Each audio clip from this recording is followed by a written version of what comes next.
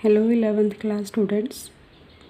Today we are going to start with chapter 2 of unit 8, transfer of heat. Transfer of heat means when the heat energy transferred from one place to another. Right? When heat transfer from one place to another, and we know heat is always transferred from a high temperature to low temperature.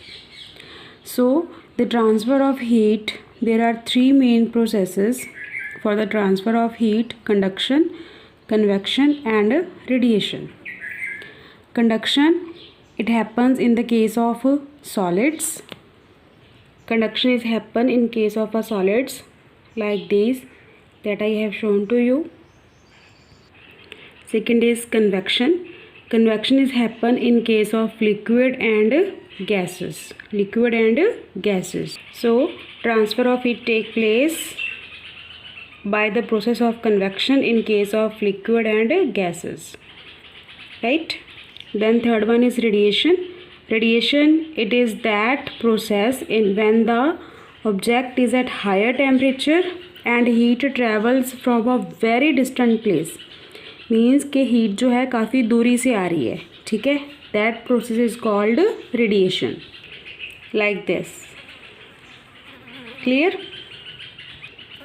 First we discuss about the process of conduction. So conduction is a process by which heat is transmitted from one point to another through a substance in the direction of fall of temperature without actual movement of the particles of the substance. Right? Means conduction is that process of transfer of heat in which heat is transferred from one place to another without the actual movement of particles. Means जो particles हैं वो move नहीं करेंगे.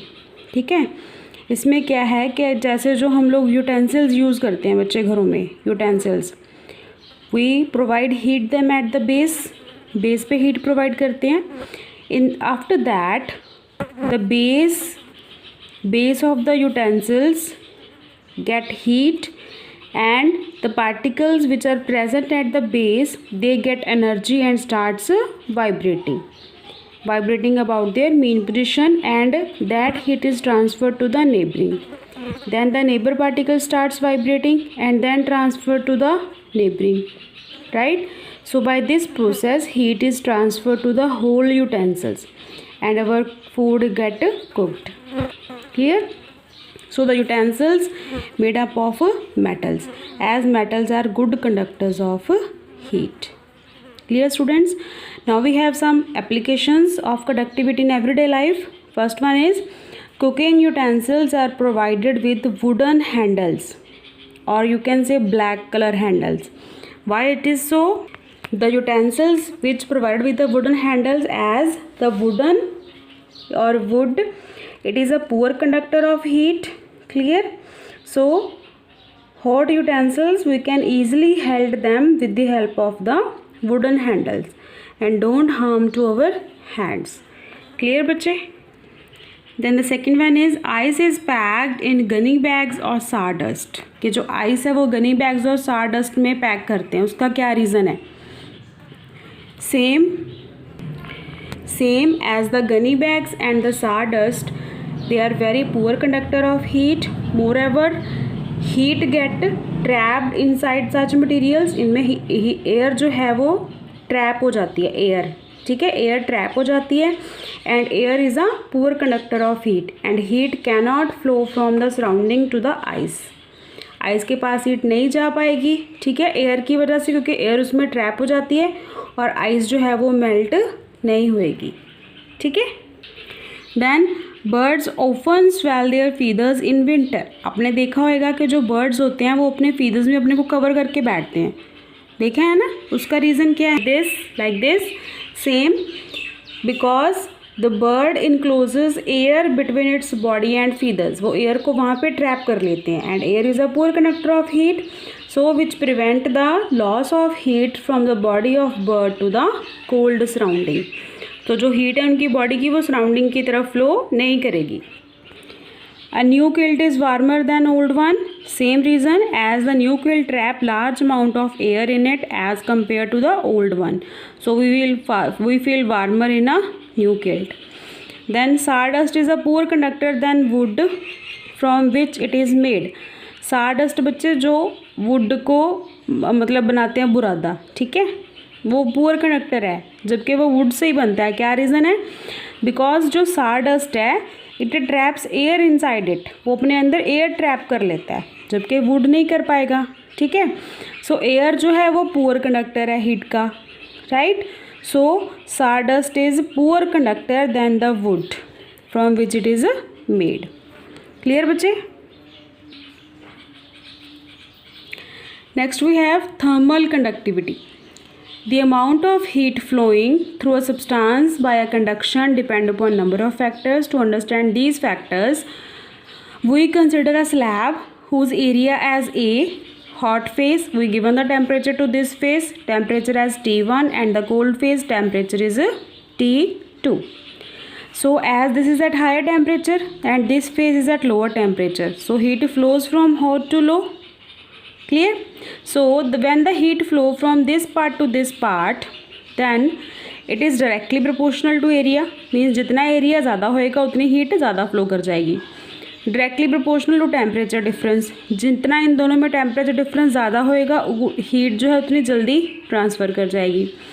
Directly proportional to time for which heat flows, कितने time के लिए heat flow कर रही है उसके टाइम के भी डायरेक्टली प्रोपोर्शनल है. ठीक है. And inversely proportional to thickness of the slab और the distance. Thickness of the slab means के जितना डिस्टेंस जे कम होएगा हीट ज़्यादा फ्लो कर जाएगी. ठीक है, और जितना डिस्टेंस ज़्यादा होएगा हीट क्या होएगी, कम फ्लो होएगी. Inversely proportional. सो वो combining, when we combining all these factors we get this equation. And to remove the proportionality we add a constant k, and this k is called constant of proportionality and is also known as coefficient of thermal conductivity. Coefficient of thermal conductivity. Now we have to define this coefficient of thermal conductivity. For this we put area as 1, distance as 1, time as 1, temperature difference as 1. Then we have k equals to q. So the coefficient of thermal conductivity of a material, it is defined as the quantity of heat energy, or we can say that the coefficient of thermal conductivity is numerically equals to the heat energy that flows for unit time, right, between the faces of a cube of unit side, क्योंकि area भी 1 ले रहे हैं. ठीक है. And when the temperature difference between the two faces is also unity and heat flows for 1 second. So when we put all these values as unity, you can also write in your own words, then k equals to q. Clear? Now बच्चे, if we consider small amount of heat is flowing for small amount of time, then we replace q as dq. This represent the small change. Small time, instead of t we write dt. Clear? Okay. In the next step we put this term temperature variation with distance. Temperature जो distance के साथ variation है ना, जब किसी भी variable की हम लोग वेरिएशन लेते हैं डिस्टेंस के साथ, उसको वहाँ पे हम लोग वर्ड यूज़ करते हैं gradient. So here we take the variation of temperature with the distance, so we take here the word temperature gradient. Temperature gradient distance के साथ वेरिएशन होएगी जिस भी टर्म की. So we replace T1 minus T2 by D as dt by dx with the negative sign. Negative sign क्या indicate कर रहा है? It indicates that heat flows in a direction opposite to that in which the temperature gradient increases. कि जिस direction में इसकी value increase हो रही है हीट उसके ऑपोजिट फ्लो करती है. ठीक है, और इसकी यूनिट्स क्या होंगी, कोफिशिएंट की के की इसके यूनिट्स क्या होंगी, joule per second, joule per second, per metre और पर केल्विन. ठीक है बच्चे, you can calculate like this. From this expression we can write in magnitude k equals to dq by dt dx by dt into a। dq means heat, इसकी unit क्या होती है, joule.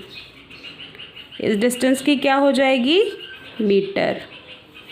dt time इसकी क्या हो जाएगी, पर second. ये है टेम्परेचर, इसकी यूनिट क्या हो जाएगी, केल्विन। एरिया की यूनिट क्या होती है, मीटर स्क्वायर। सो एक मीटर कैंसिल हो गया। सो यूनिट क्या बच गई हमारे पास, जाउल।